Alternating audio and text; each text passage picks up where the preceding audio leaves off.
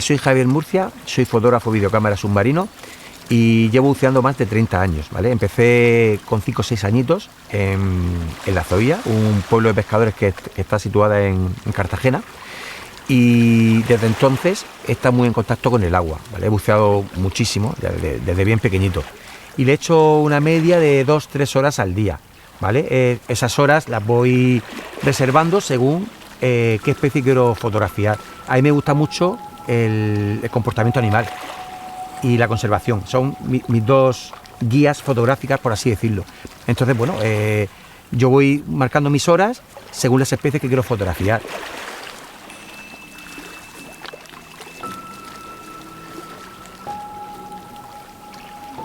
Uno de los casos para mí más atractivos de conseguir una fotografía fue, por ejemplo, y yo creo que fue mis inicios de perseguir a una especie para fotografiarla, fue el pez Posidonia, como le llamo yo, el duende verde, ¿vale? Es un pez muy pequeñito que tiene dos récords, ¿vale? El pez más pequeño del Mediterráneo y el vertebrado más pequeño de Europa. O sea, estamos hablando de un animal que mide el adulto 2 centímetros de largo, pero de ancho medio centímetro.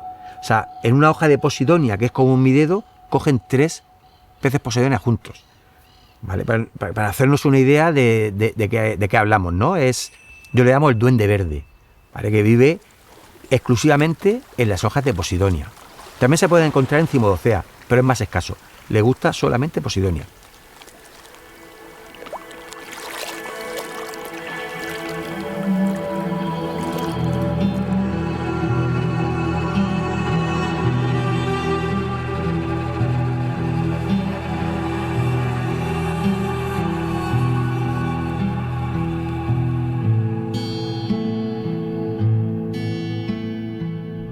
Las playas de Posidonia son importantísimas, son uno de los ecosistemas más importantes de todo el Mediterráneo, ¿vale? Para que nos hagamos una idea, es como el sinónimo de decir los bosques del Amazonas, ¿no? La selva del Amazonas, pues los bosques de praderas de Posidonia oceánica, ¿vale? Juegan un papel muy similar, ¿vale? Dentro del ecosistema que es el mar Mediterráneo. Es una especie endémica, única del mar Mediterráneo, ¿vale? Es una especie importantísima, ¿vale? Por muchos factores. Primero, porque protege a las playas de la erosión de los oleajes. Es el pulmón del Mediterráneo de la gran concentración de oxígeno que produce, ¿vale? Las praderas. Sirven de anclaje de muchísimas especies que viven sobre la superficie de sus hojas. Es una guardería de muchísimas especies comerciales y no comerciales, ¿vale? De especies que nosotros después nos vamos a alimentar, como cefalópodos, por ejemplo, o especies pues bueno, que son parte del hábitat del Mediterráneo, que buscan cobijo en las praderas de Posidonia.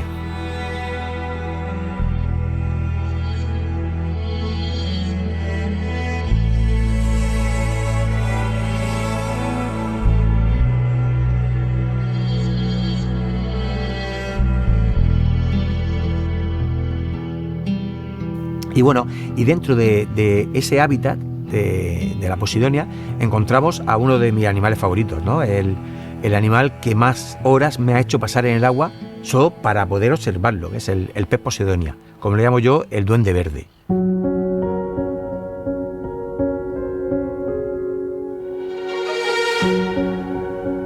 Lo intenté y lo conseguí. O sea, al final dije yo, ¿qué voy a perder? Nada. Pues voy a intentarlo. Entonces pues, me puse a bucear primer día, segundo día, tercer día, cuarto día, noveno día, 10º día, y recuerdo que empecé a verlo pues, al 70, 60 y algo, vi al primero. Dije yo, bueno, voy a usar una técnica que me enseñó un gran amigo mío, que era el uso de pinzas de la ropa. Ese uso de pinzas era para aislar las praderas de Posidonia.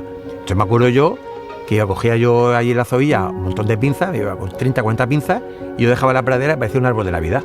Estoy lleno de pinzas por todos lados. ¿Qué pasa? Que dejaba aislado, a lo mejor 10 o 15 hojas de Posidonia en la parte del centro, y como yo sabía que estaba ahí el pez y le cuesta nadar porque es un mal nadador, siempre iba a estar por ahí. Además recuerdo que mi mujer, Ana, me acuerdo que me decía, oye Javi, las pinzas de la ropa, ¿tú sabes dónde están? Que compré ayer y han desaparecido la mitad. Claro, yo dije, uff, madre mía. Entonces yo me callé y dije, pues no tengo ni idea, habrán sido los críos, yo qué sé, Ana, yo lo que sé.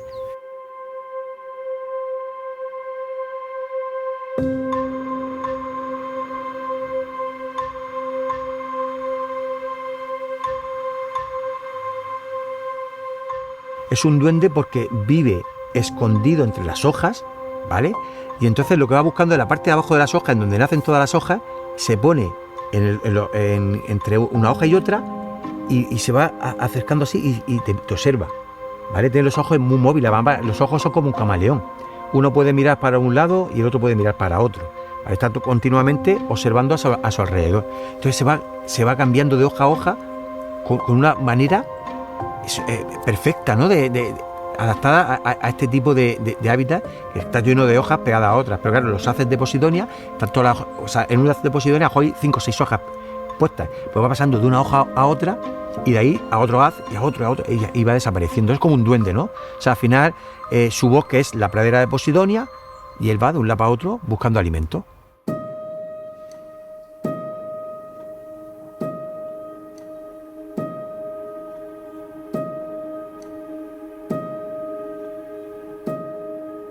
Otra de las cosas curiosas que tiene el pez Posidonia es la capacidad que tiene de cambiar de color.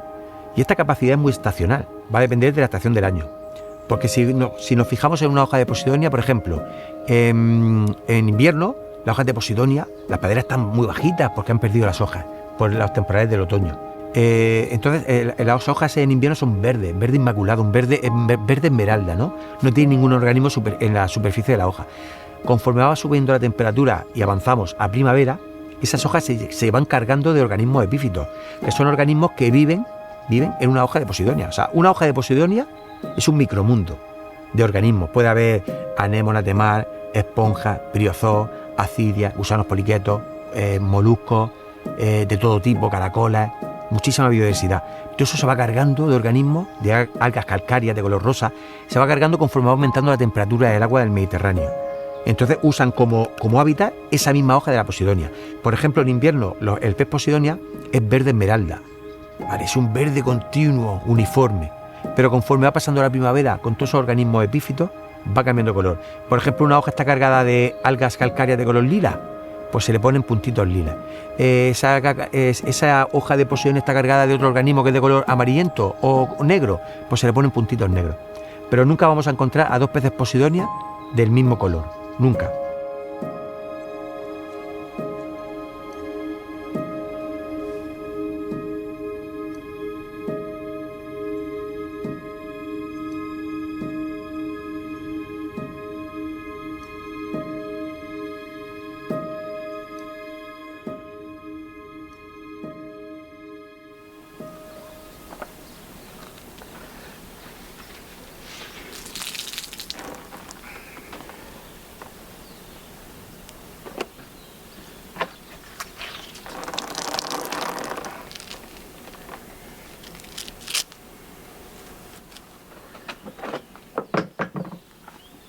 Empecé con los animales desde bien temprano. Yo me acuerdo de pequeño que mis padres me decían, ¿qué quieres para tu cumpleaños y tal? Y yo recuerdo pedir libros de fauna y flora, ¿no?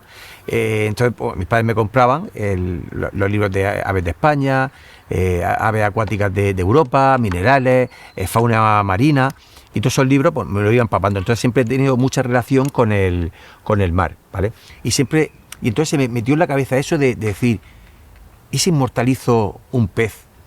¿No? Y ya se me montaban las imágenes en la cabeza, imágenes que claro, he conseguido a los 20 años de estar buceando, ¿no? Cosas inimaginables en aquel entonces. Y entonces lo que hacía yo era empezar a comprarme las cámaras desechables, ¿vale? Entonces eran caras.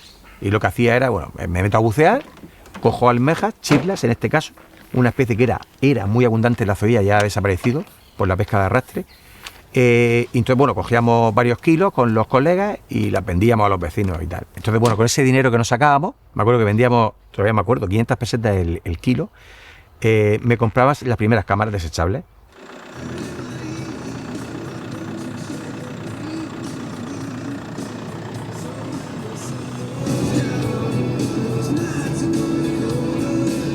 He tenido la suerte, y sigo teniendo la suerte, de veranear en la Zoía. La Zoía es un pueblo pesquero que forma parte de toda la franja costera hasta Cabo de Palos, que yo le denomino la Costa de los Tesoros.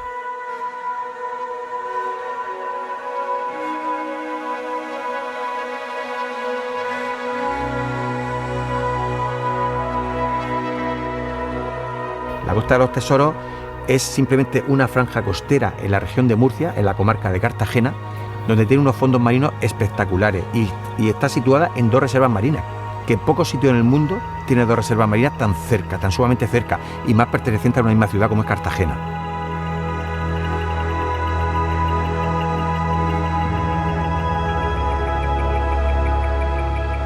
Tiene una plataforma muy pequeñita, muy estrecha, que es de sobra conocida por la gente que navega aquí o que bucea, en la que se ve que enseguida cae la profundidad muy cerquita de la costa. A escasos 2 kilómetros, por ejemplo, de Cabo Tiñoso, ya tenemos prácticamente 1000 metros de profundidad.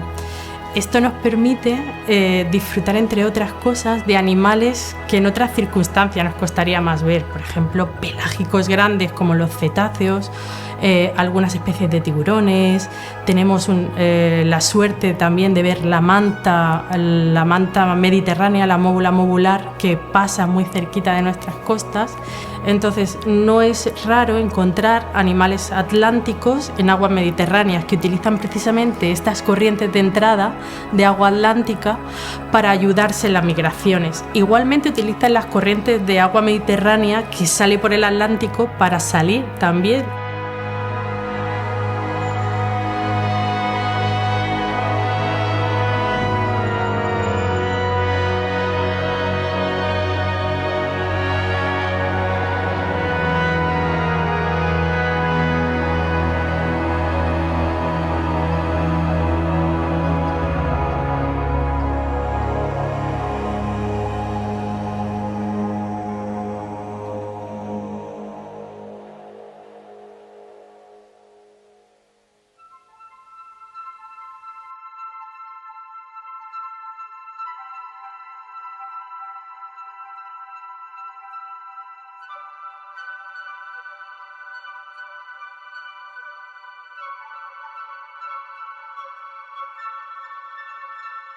Dentro de la Costa de los Tesoros también podemos observar otra especie, una especie bandera, ¿vale? Que es el caballito de mar, una especie icónica, una especie que atrae a muchísima gente, ¿no? Se suele decir que se suelen llamar especies paraguas, ¿no? Porque no solo se protege a la especie, sino el hábitat de su alrededor, ¿vale? Por eso se le denomina así. Es una especie muy bonita, ¿no? Y tenemos la suerte que en la Costa de los Tesoros hay zonas donde tenemos grandes poblaciones de caballito de mar, además de las 2 especies, ese Hippocampus, que es el caballito de mar de hocico corto, ¿vale? Que tiene la boca tubular más cortita, y Hippocampus cutulatus, que es como el que tenemos en el Mar Menor, ¿vale? Que tiene el de hocico largo.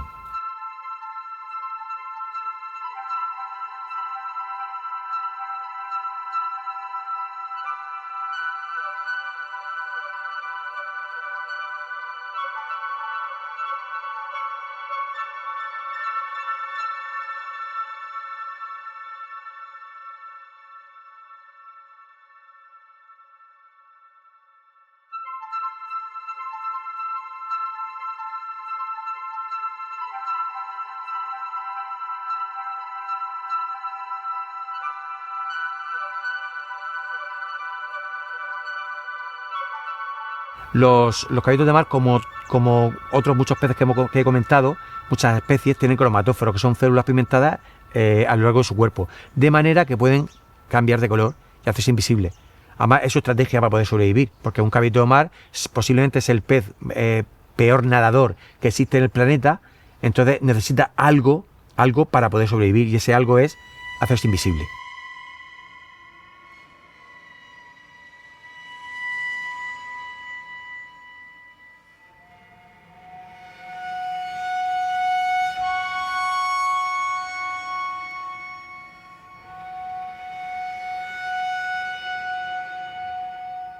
Se ve perfectamente en su hábitat.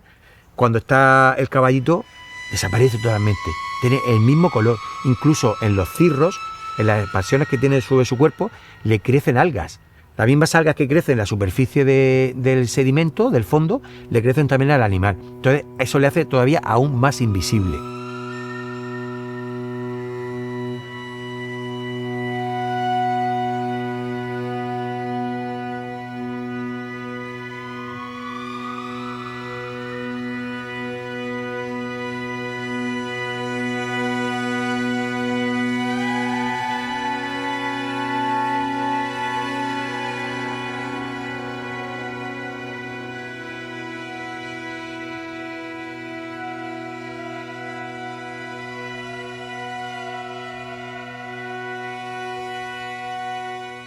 Lo que más me llama la atención del caballito de mar es su forma tan atípica. O sea, al final un caballito de mar es un pez. ¿Y vosotros le veis forma de pez? Por ningún lado. Un pez que en vez de vivir horizontal vive en vertical. Que esa forma de vivir vertical es la coevolución con las fanerógamas. Porque es una especie que se ha adaptado con su cola prensil, que es súper poderosa, a agarrarse a las hojas, por ejemplo, de Posidonia o Cimodocea, que es la prima hermana de la Posidonia. O sea, a mí me parece brutal el caballito, aparte de la forma tan atípica de pez, la forma de reproducción. Que sean los machos los que tengan una especie de bolsa incubadora, o sea, que tienen una especie de marsupio, que es una bolsa incubadora, que en invierno le desaparece y cuando llega el verano se le hace un agujero grande en el orificio de entrada y él mismo se va metiendo agua para hacerlo más patente, va haciendo movimientos, que eso lo tengo yo grabado, ¿no? Pues cómo va llenando su bolsa de agua para que la hembra lo vea y diga, ¡guau! ¡Qué pedazo de bolsa y qué pedazo de agujero tiene! Me encanta este caballito. Y se quede con él. Porque eso lo hace el caballito como cuando un tío se peina, se perfuma y sale ahí a buscar a la moza. Pues lo mismo, el caballito pues hace eso para atraer a la hembra. Y la hembra lo ve y dice, qué cosa más bonita, qué agujero. Y entonces llega y le pasa los huevos. Pues eso yo lo he visto y eso es un espectáculo de la naturaleza.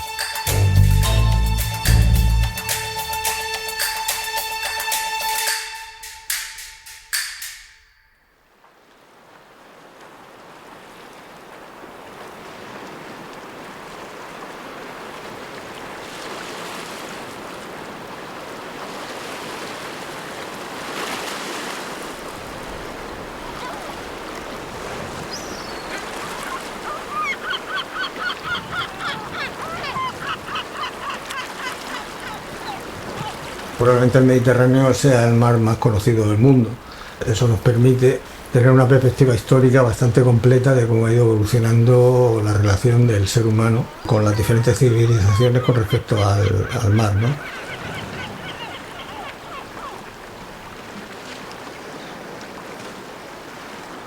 También habría que comentar que el hecho de que el mar de Alborán sea un mar bastante cerrado hace que, digamos, la densidad o la cercanía de los recursos marinos con respecto a la costa sea mucho más accesible que a partir de Cabo de Palos, por ejemplo, ¿no? Que donde el Mediterráneo se ensancha. Entonces esto da lugar a una serie de yacimientos, algunos muy antiguos, que nos permiten saber que la relación de esos asentamientos de homínidos, ¿no? O de neandertales o prehomínidos ha sido muy antigua. Por ejemplo, hay una cueva en Gibraltar, que es la cueva de Gorham, en la que hay restos conjuntos de neandertales con delfines y atún rojo. Y también foca monje, por ejemplo, ¿no?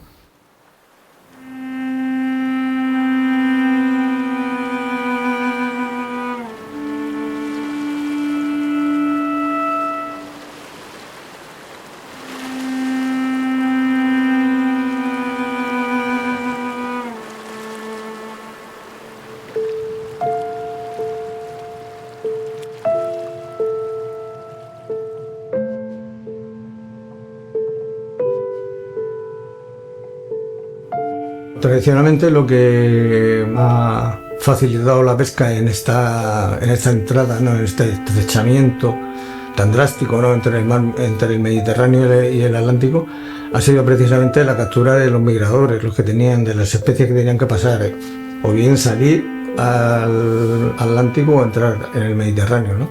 Hay un tipo de pesca muy muy especial que solamente se realiza, que yo sepa, en esta parte, que es el boliche de Roa, Y además precisamente el del Tiñoso, que es un sitio bastante abrupto, pues es un espectáculo ver cómo van tirando por un sitio tan difícil, un arte que pesa, ¿no? Y por otra parte el barco va acercando y cerrando el copo hasta que consigue la captura.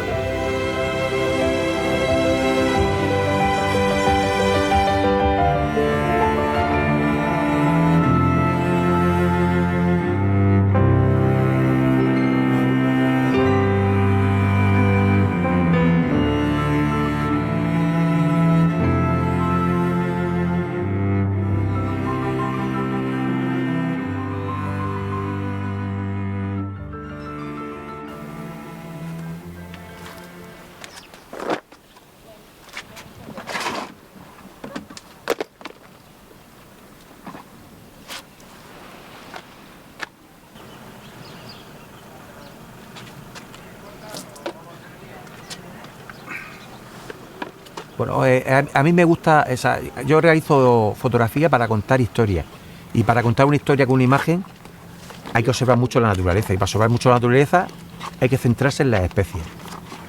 Cuando veo una especie que me gusta mucho, a lo mejor me tiro meses detrás de ella, todos los días observándola, su comportamiento, cómo actúa, y bueno, y al final consigues cosas muy interesantes.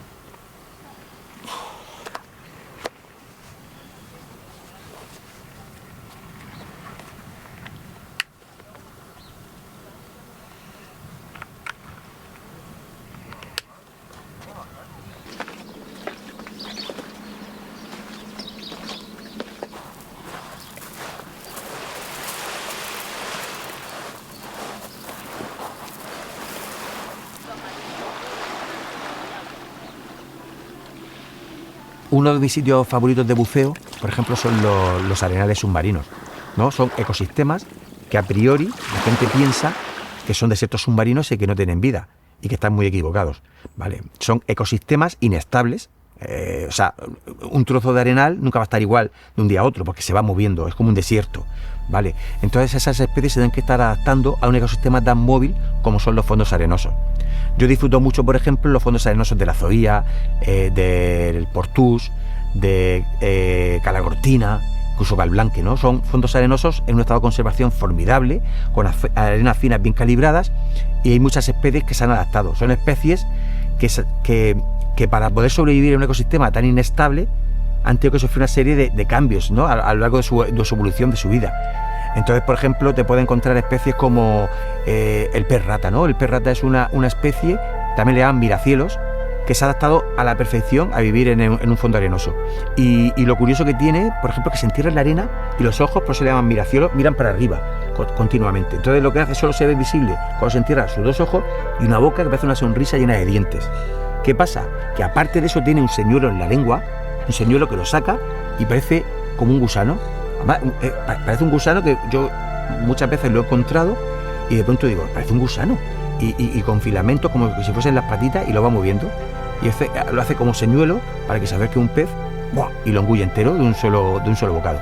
Eso es una adaptación perfecta a un fondo arenoso, como son los que encontramos en la Zoía, en Calblanque, en el Portús, en Portmán, ¿vale?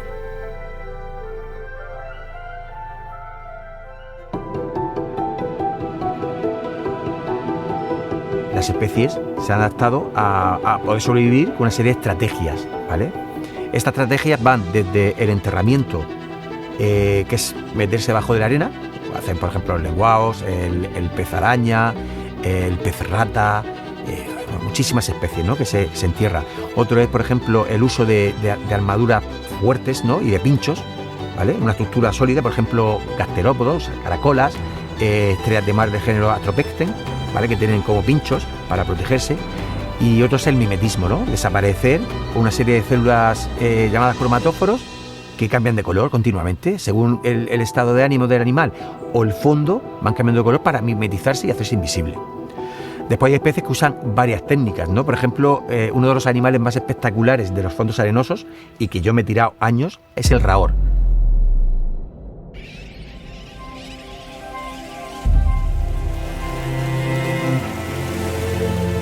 ¿Vale? Yo le llamo el fantasma del arenal, porque es una especie, es un lábrido, es un pez de afinidad tropical, la mayoría son tropicales. Aquí en el Mediterráneo tenemos muchos endemismos de lábrido. Pues el rahor es un lábrido que vive en la arena, o sea, es el único lábrido que vive exclusivamente en la arena. Lo curioso de estas colonias que se forman, de estas pequeñas poblaciones, que es un harén donde hay un macho y varias hembras, ¿vale? Es muy curioso porque hay un solo macho y muchas hembras, y van todas las hembras, tiene como una zona grande, ¿no? Como 40, 50 metros cuadrados, donde tiene varias hembras y el macho siempre va de un lado para otro observándola y se va reproduciendo con esas hembras, no hay ningún otro macho. Es muy curioso porque se trata de una especie hermafrodita, ¿vale? Puede cambiar de sexo. Entonces, ¿qué pasa? Que si ese macho desaparece, muere, una de las hembras, la más grande, se transforma en macho. Entonces es como el harén forma parte de ella, o sea, de esa hembra que se ha transformado en macho. Es súper curioso, ¿no? Dentro de los peces.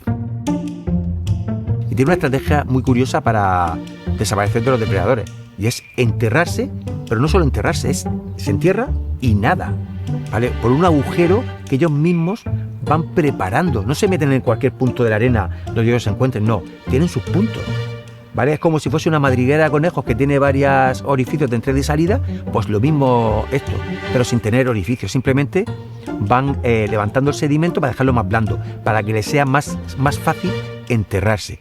Pero es que no solo se entierran y parece que se quedan quietos dentro de la arena, no, nadan dentro de la arena.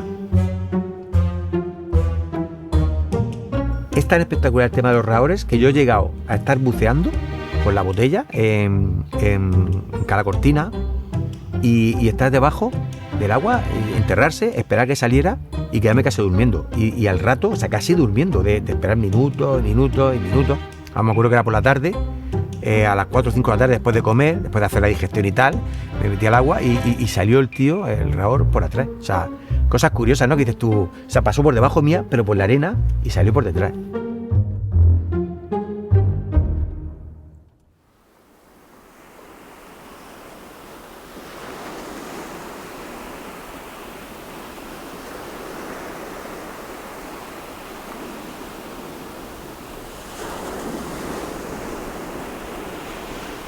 Puedes estar navegando todos los días por las mismas zonas, pensar que ya conoces los fondos o que has visto, pues si el Mediterráneo tiene 200 especies de peces, he visto las 200 especies de peces, pero sin embargo cada día los ves de una manera diferente, o los ves criando, o los ves unas veces con un comportamiento solitario, o por el contrario, ha venido una corriente rica en nutrientes, con otros alevines, con otras especies, y se han montado grupos de esas mismas especies que estás acostumbrado a ver en cantidades que no puedes ni imaginar.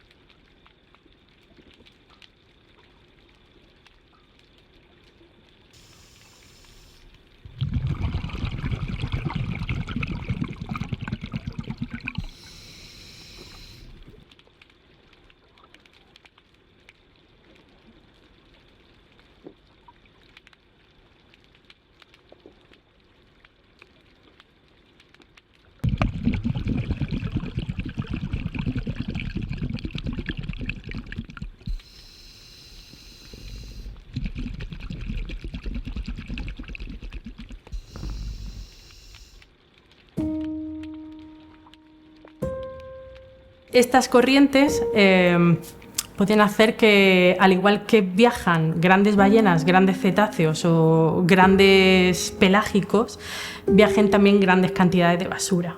Tenemos que ver también que toda la basura que se tira en distintas partes del mundo puede acabar en la parte completamente opuesta.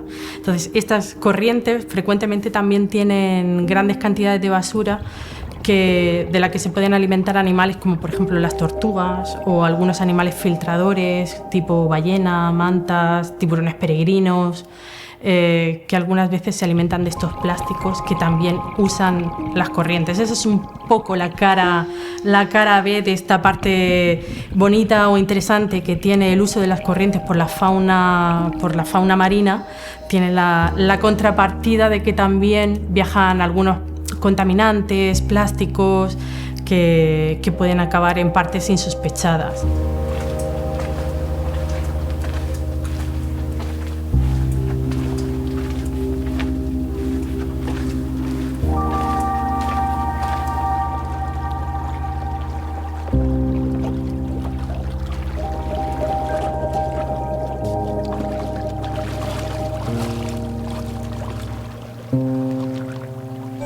O sea, si os dais cuenta, todo lo que he nombrado, todo habita o ha habitado en algún momento en una pradera de Posidonia. O sea, todo está entrelazado. Todos esos animales se entrelazan en un solo ser, que es Posidonia oceanica, una planta, ¿vale?, que se adaptó a vivir en el medio acuático. Pez Posidonia, las estrellas de mar, los juveniles les gustan las praderas de Posidonia, peces comerciales, el camarón de lunares, le encantan las praderas de Posidonia, porque ahí tiene Asterina panzeri, tiene una estrella de mar de la cual se alimenta. Los meros, los juveniles de meros, les gusta refugiarse en las praderas de Posidonia. Los gobios juveniles les gusta. Todos están vinculados a un mismo ser, que es pradera de Posidonia oceanica. O sea, es una reflexión muy importante el por qué tenemos que proteger tantísimo a una especie tan importante como son las praderas de Posidonia. O sea, para que nos hagamos una idea de la importancia que tiene. O sea, todo está vinculado a un solo organismo, que es una planta marina.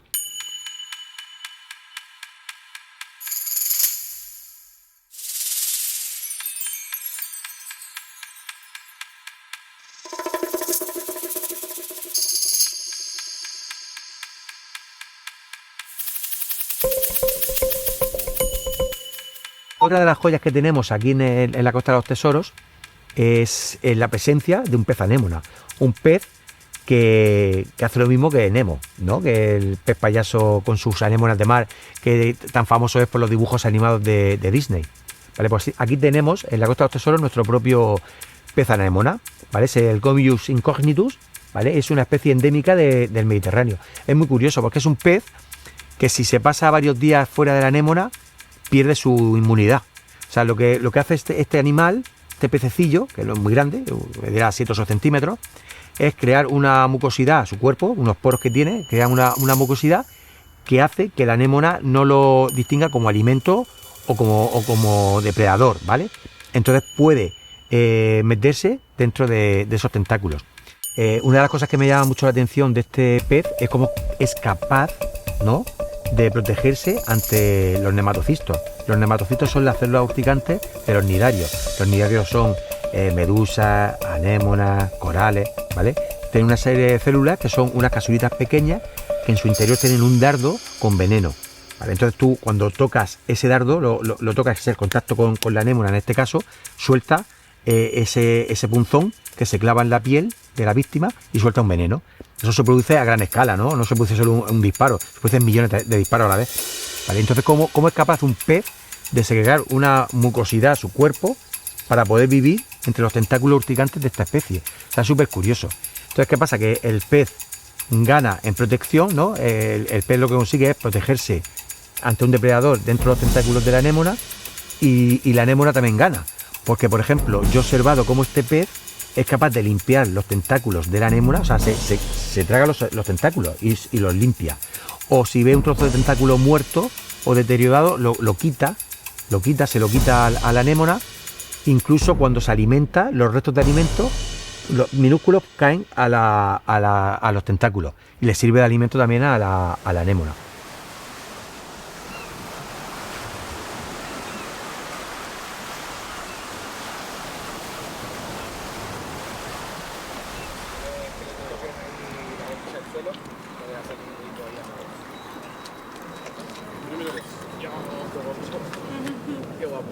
Bueno, vamos a ir abajo dentro.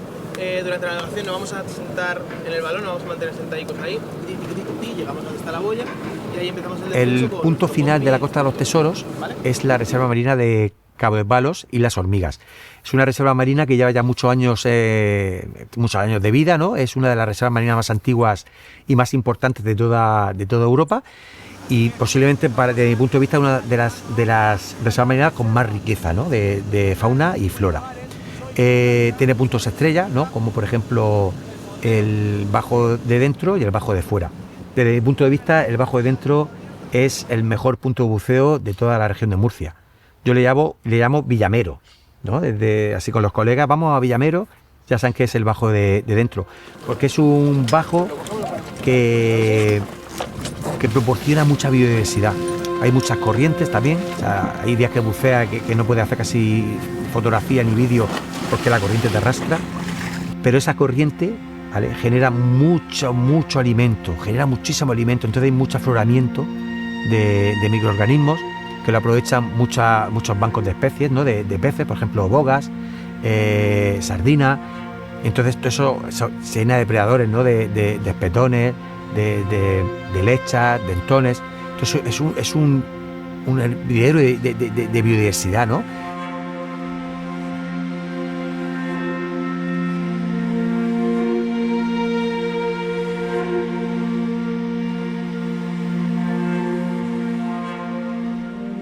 Las cadenas béticas, concretamente las subbéticas, que son Sierra Nevada, Alpujarra Granadina, Alpujarra Almeriense y Filabres, y los montes de la Sierra de Cartagena y Mazarrón, llegan hasta Cabo de Palos y ahí se meten debajo del agua.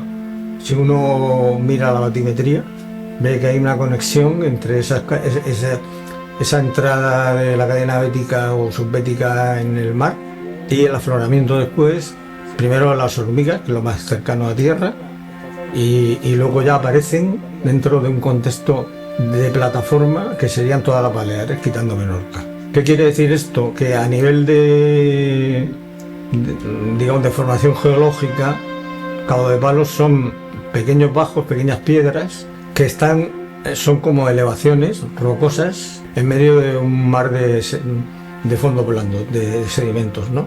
Entonces tiene esa peculiaridad que realmente quitando los migradores, lo que conoce casi todo el mundo y lo que se ve en los grandes documentales, todos esos meros, las lechas, los dentones, los espetones y tal, están única y exclusivamente o casi todos concentrados en esos bajos, ¿no?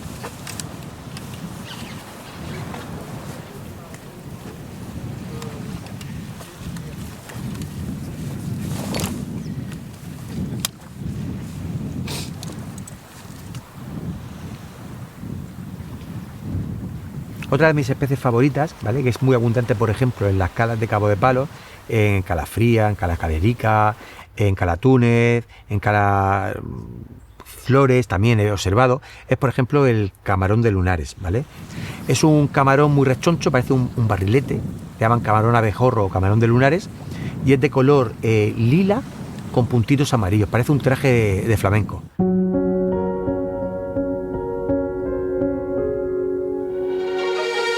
¿Vale? Es muy mal nadador y vive exclusivamente en cuevas, cavidades, debajo de rocas, grietas, en cualquier sitio orificio que haya oscuridad.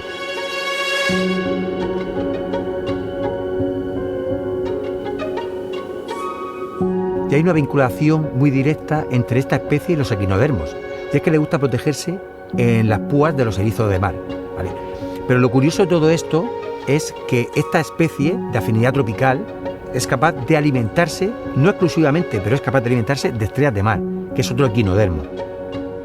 Y en este caso se alimenta de una estrella de mar que se llama estrella capitán, ¿vale? Del género Asterina, Asterina gibosa. Lo que hace este crustáceo, este camarón, es toca la estrella de tal manera, no sé cómo lo hace, que la gira.